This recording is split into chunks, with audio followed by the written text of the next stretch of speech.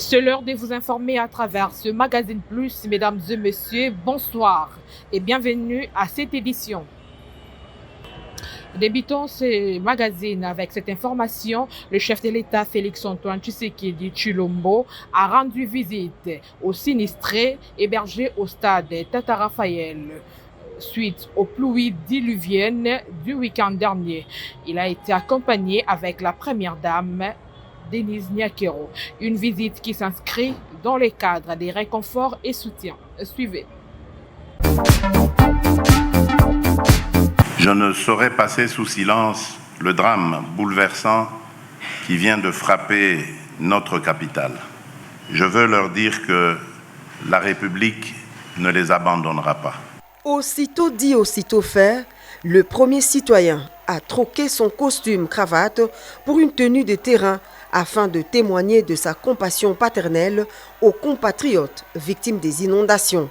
Ici, au stade Tata Raphaël, ce sont des familles entières qui font partie de nombreux sinistrés victimes du débordement de la rivière Ndjili qui s'est déchaînée en détruisant tout sur son passage.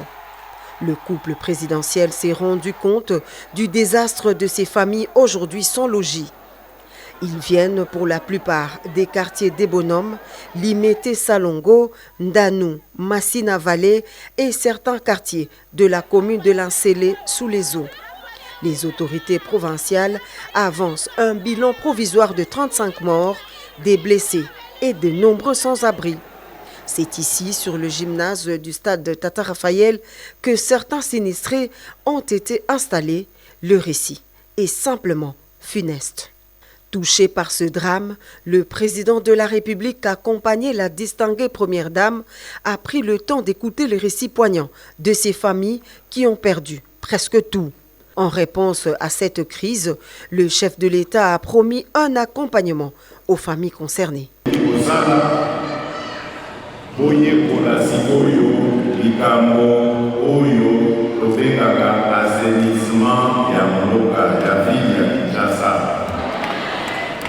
Boye bakate salite babwakaka yango bisika nyonso te. Bisika nyonso ezali ya kotonga te awa na Kinshasa. Napesi bino merci pe courage. Nalobi na bino tokotika bino te, tokozala na bino okobanda wa.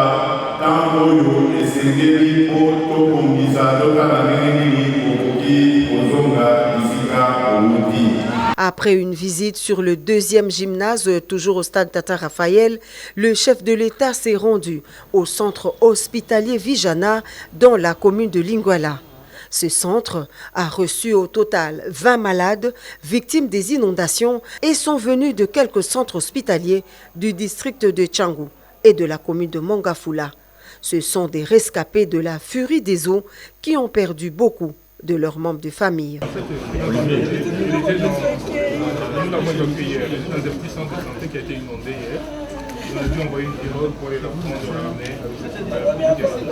Le président de la République et la distinguée première dame ont fait le tour des pavillons et échangé quelques mots de réconfort avec ces victimes.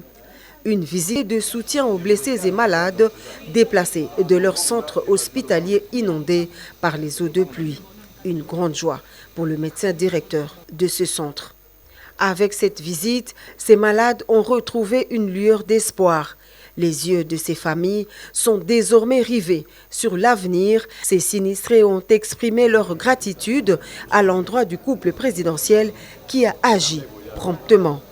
Leur peine est tant soit peu soulagée, même si la météo annonce d'autres grandes pluies sur Kinshasa en cette période.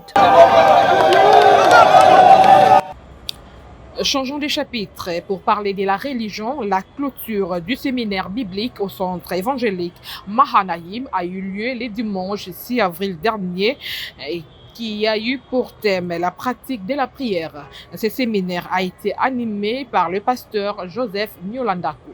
David Odia, reportage. Le séminaire biblique organisé au centre évangélique Mahanaïm s'est clôturé dans la matinée, attirant une grande participation des fidèles et serviteurs venus de différents horizons pour assister à ce programme enrichissant d'enseignements.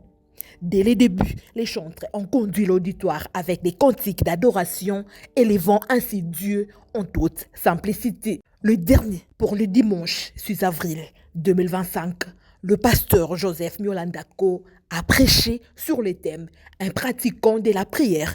Son message, qui a pour objet fondamental d'enseigner aux enfants de Dieu à prier sans tenter d'imposer leur volonté à Dieu. L'orateur a illustré son propos avec l'exemple de Moïse qui pratiquait la prière d'imposition tandis qu'Anne pratiquait de supplication sincère. Selon l'inspiration de Dieu. Il dit, Seigneur, ne me laisse pas pratiquer de méchantes actions,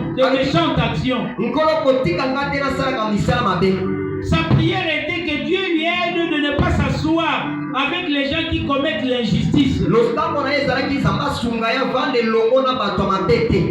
dit même dans leur banquet, dans les repas qui est agréable, dans tout ce qu'ils font qui semble être véritablement bon, que je ne puisse pas m'associer avec eux. C'est ça un pratiquant de la prière. Il doit veiller quand il parle à Dieu, à considérer que c'est un grand Dieu. Il dit, écoute, prête l'oreille à mes supplications. Dans tout ce que tu fais comme prière, fais attention de ne pas obliger Dieu. Dieu, on les supplie. C'est un grand Dieu. Ne viens pas ordonner à Dieu. Il dit, Seigneur, réponds-moi dans ta fidélité, dans ta justice. Parce que quand Dieu répond dans la fidélité, il ne va pas te répondre pour que les autres soient tes victimes. Parce qu'il est fidèle à sa parole. Il ne peut pas te donner quelque chose pour que beaucoup de ses enfants souffrent. Zambé, fais quelque chose, Seigneur. Là, c'est quelle prière?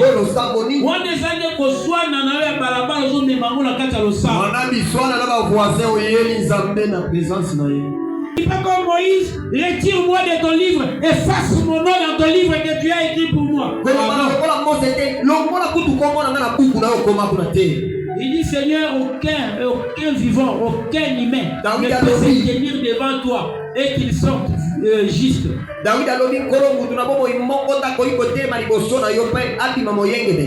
N'entre pas en jugement avec ton serviteur. Car aucun vivant n'est juste devant toi.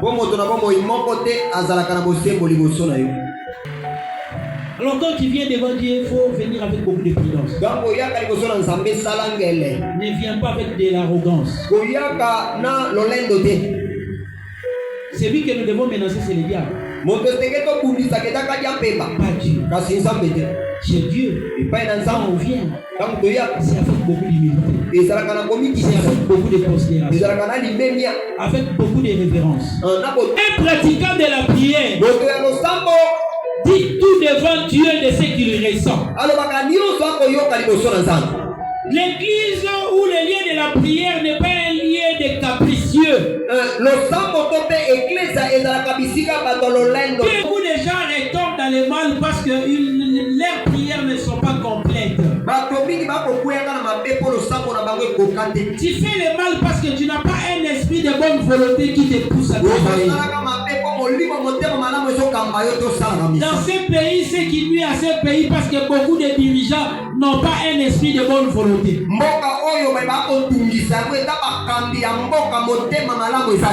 Beaucoup de nos autorités n'ont pas un esprit de bonne volonté. Cette prédication a conduit l'Assemblée à un moment intense de prières ferventes. Ensuite, une cérémonie de consécration d'un enfant à Dieu a eu lieu conformément à ce que les Écritures enseignent. Consacrer son enfant à Dieu. Qu'il soit une bénédiction pour la famille Katamba. C'est un garçon. Que Dieu lui donne de l'intelligence et de la sagesse. Afin de grandir comme une bénédiction. Comme un palmier qu'on a planté pour la gloire de l'Éternel. Après cet acte symbolique, l'ange de cette église a remis un certificat de mariage aux couples récemment unis, soulignant que, selon la Bible, le mariage doit être honoré par tous. Pour clore cette journée en beauté, la chorale de l'église a offert une louange puissante qui a incité le fidèle à danser et à célébrer Dieu dans la joie.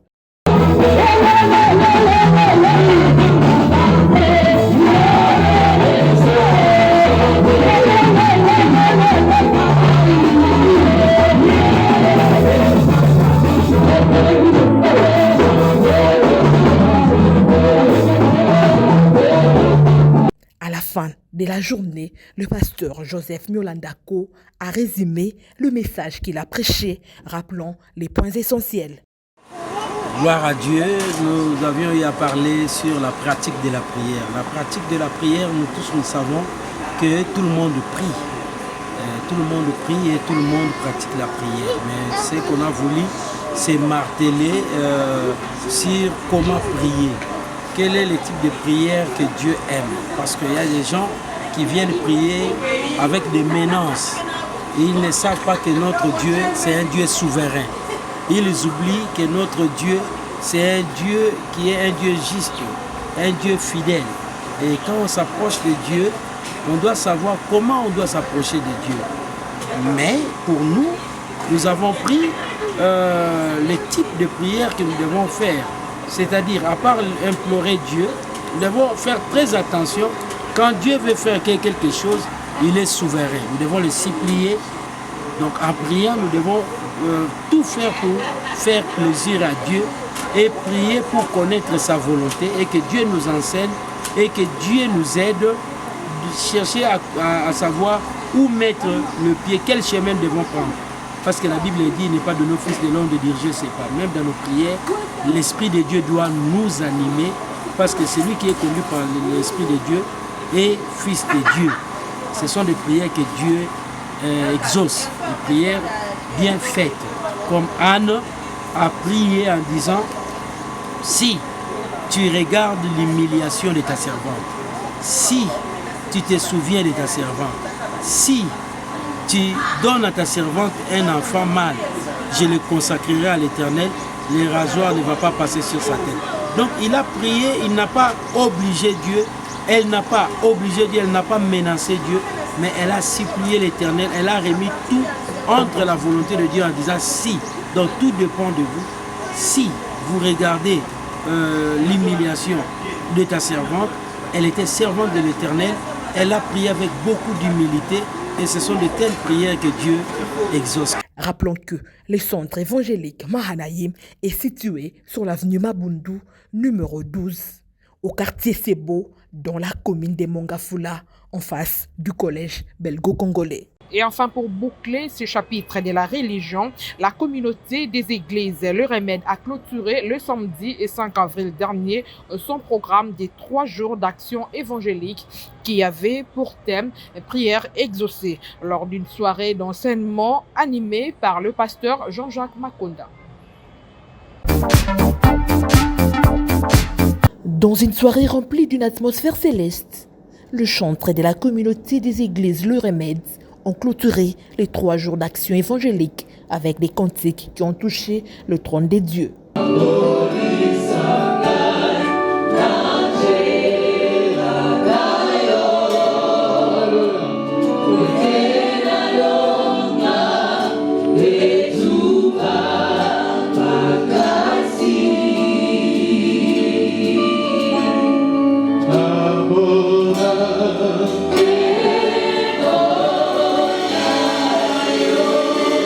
Le dernier jour, Le pasteur Jean-Jacques Makunda a développé les sous-thèmes « La place de ta parole dans l'exaucement de ta prière », une prédication tirée des livres d'Exode, chapitre 14, versets 10 à 14 et Romains, chapitre 10, verset 8. Ce message a exhorté le peuple de Dieu à l'autodélivrance et à déclarer et proclamer la parole de Dieu pour qu'elle s'accomplisse dans leur vie. Le miracle que tu désires prend la configuration de ta parole et ne se produit que sur ton ordre qui s'aligne sur ta foi. Pendant très longtemps, nous avons longtemps cru que l'exaucement de notre prière ne peut s'asseoir que sur la parole de Dieu. Cela est partiellement vrai. Mais l'exaucement de notre prière doit aussi s'asseoir sur notre parole. Écoutez-moi très bien, mes amis. Est-ce que vous commencez à comprendre ça? La parole de Dieu ne devient notre parole que lorsque nous l'acceptons par la foi et la faisons nôtre.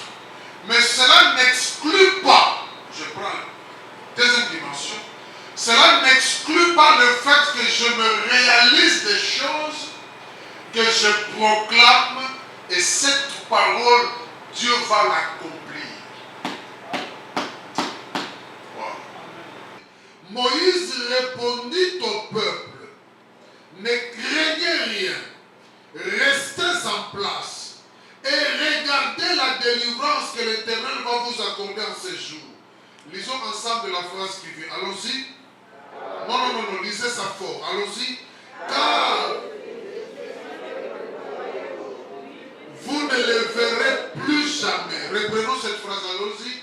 Car les Égyptiens que vous voyez aujourd'hui, vous ne les verrez plus jamais. Amen. Amen. Pourquoi on va dire ça? Amen. Ces Égyptiens que vous voyez là, vous ne les verrez plus.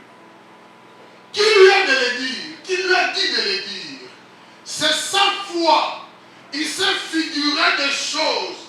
Et ces choses, il les a transposées en paroles. Et cette parole, il l'a prononcée. Et lorsqu'il a prononcé la parole, écoutez le verset 14, le chapitre 14, verset 14. Dit ceci: l'Éternel combattra pour vous et vous gardez silence. Voyez, il savait qu'en disant ce que je dis, j'introduis Dieu dans l'affaire. Il savait qu'après avoir prononcé mes paroles, j'insiste, mes paroles, le Seigneur prendra place dedans et il va garder silence. Quand j'ai prononcé mes paroles, ne murmurez plus, ne parlez plus, attendez, vous verrez ce que le Seigneur va faire. Alléluia. Amen. Alléluia. Amen. Attendez, vous verrez comment la main de Dieu va agir au milieu de nous. Gardez silence. N'ayez plus peur, ne parlez plus, voyons ce qui va se passer. Et dans l'intimité, Dieu commence l'action. Et nous connaissons l'histoire. Dieu commence l'action. Qu'est-ce qu'il fait? Il dit à Moïse, maintenant toi qui m'as engagé dans l'affaire, prends ton bâton, lève-le. Et puis Dieu envoie le vent. Le vent sépare les eaux. Le peuple passe. Lisez jusqu'à la fin du texte, vous verrez ces détails. Vous les connaissez d'ailleurs. Et le peuple d'Israël passa. Et les Égyptiens entrèrent dans le même tunnel, quoi. Le même tunnel. Et tous sont morts. Et la parole de Moïse s'accomplit. Alléluia. Amen.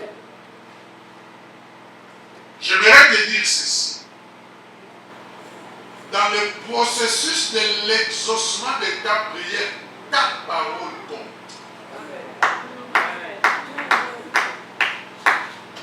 Lorsque tu prononces une parole, tu engages Dieu dans l'affaire. Et quand Dieu s'engage dans l'affaire, c'est fini, cette parole va s'accomplir. La place de ta parole dans l'exaucement de ta prière. J'insiste, je parle de ta parole. Je répète, je parle de ta parole. La Bible dit, si tu crois dans ton cœur et tu parles, il y a une place dans la parole. Il y a une place de la parole.